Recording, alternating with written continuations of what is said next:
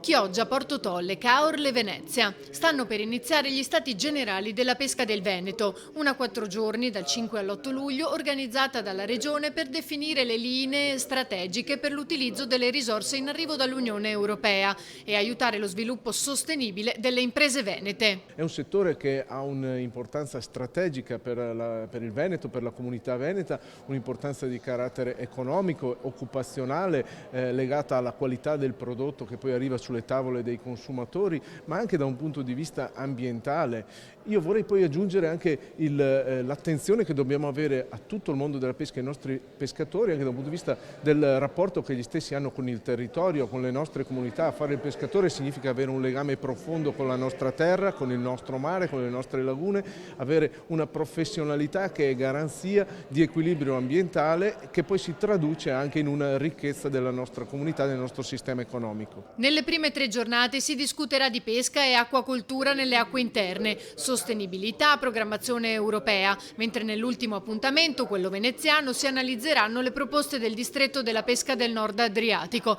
per gestire le risorse relative alla pesca che saranno presentate dagli operatori.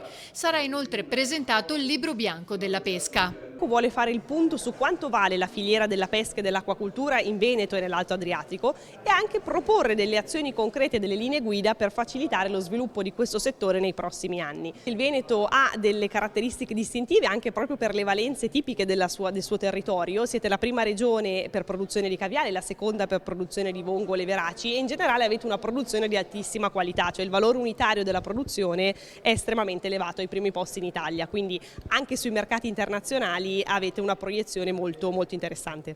Anche per questo si sta lavorando a livello europeo. La prossima settimana a Strasburgo daremo il via libera al residuo importo dei FEAMP, quindi il FEAMP precedente, che sarà utilizzato per il compenso del fermo pesca e dei costi aggiuntivi supportati dai pescatori e dagli acquacultori nel periodo dall'inizio della guerra in Ucraina. Una piccola battaglia che abbiamo raggiunto è quella invece di estendere a tutti gli Stati membri, perché tutti hanno avuto il problema del rincaro dei prezzi. Quindi sono battaglie piccoli passi, ma che ci stanno portando nella giusta direttiva.